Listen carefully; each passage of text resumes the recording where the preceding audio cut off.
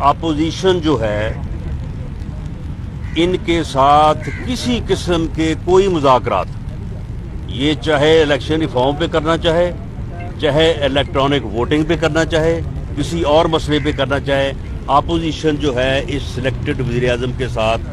کسی طرح بھی بیٹھنے کو تیار نہیں ہے۔ یہ نااہل اور غیر نمائندہ حکومت جو ہے یہ ختم ہونی چاہیے، اور اس ملک میں جو ہے وہ نئے سرے سے الیکشن ہونے چاہیے، جس کے نتیجے میں عوام کے ووٹ کو عزت ملے اور صحیح جو ہے وہ جمہوری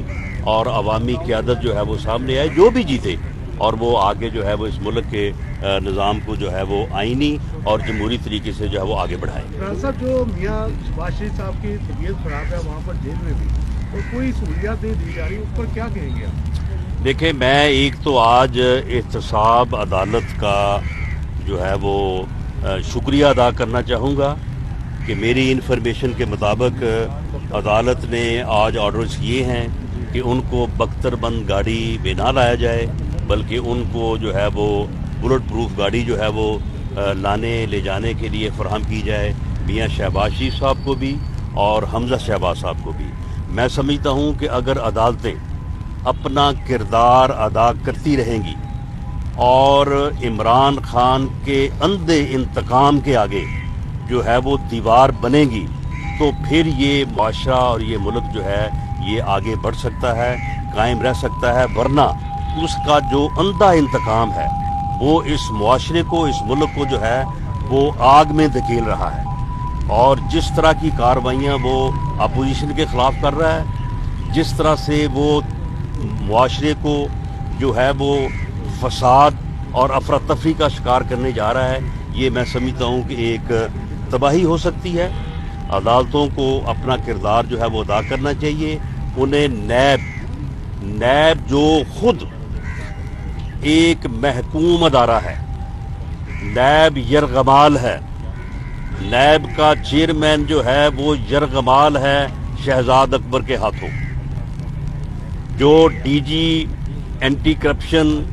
جو لاہور ہے، پنجاب ہے، وہ پٹھا ہے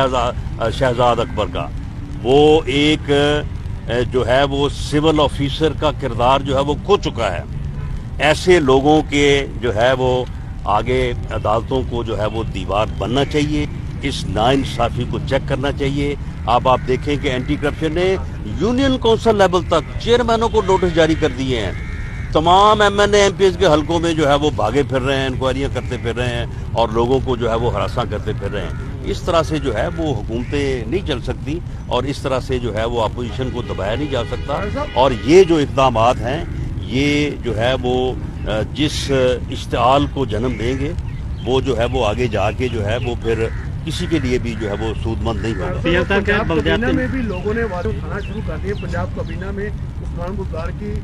جو کارکردگی ہے اس حوالے سے، اور دوسرا مسلم لیگ نون لاہور میں جلسہ کرنے جا رہی ہے، کیا تیاریاں چل رہی ہیں؟ دیکھیں جی، مسلم لیگ نون انشاءاللہ تعالیٰ پہلے تو آپ دیکھیں گے پشاور میں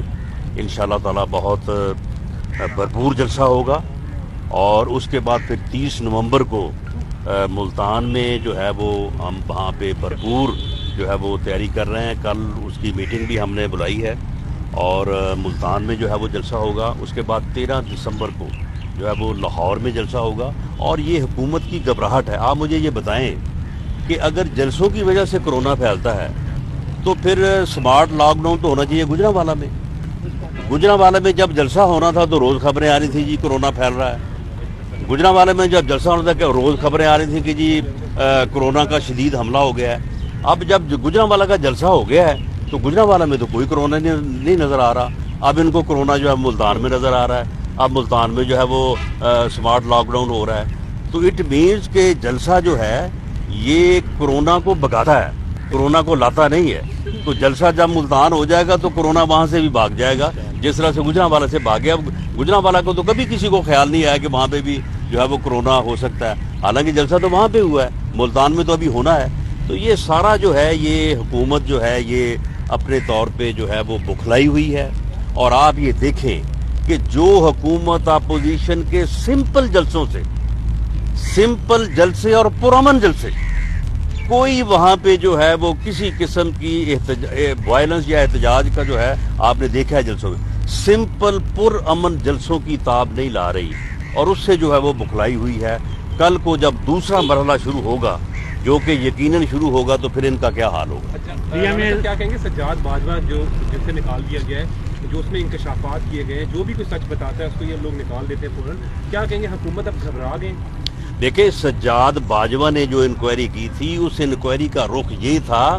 کہ اس میں جو فیصلہ ہوا ہے،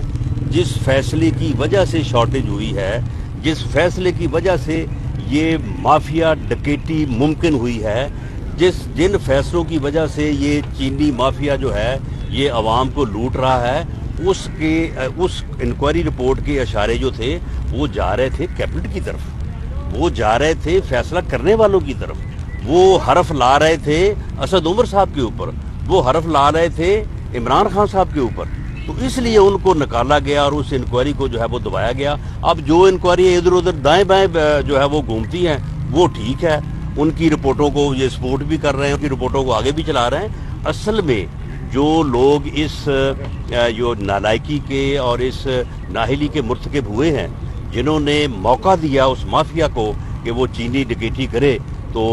اصل میں تو وہ لوگ ہیں۔ اور سجاد باجوہ کی انکوائری کا رخ کیونکہ یہ تھا، اس لیے ان کی انکوائری رپورٹ کو بھی دبایا گیا اور ان کو بھی جو ہے وہ نوکری سے برطرف کیا گیا۔ پی ایم صاحب نئے بلدیاتی نظام کی بات کر رہے ہیں، وہ کہہ رہے ہیں ہم جلد اس کے اوپر یہ الیکشن بھی کروائیں گے، اس کو لا رہے ہیں کہ نون لیگ اس کے بارے سے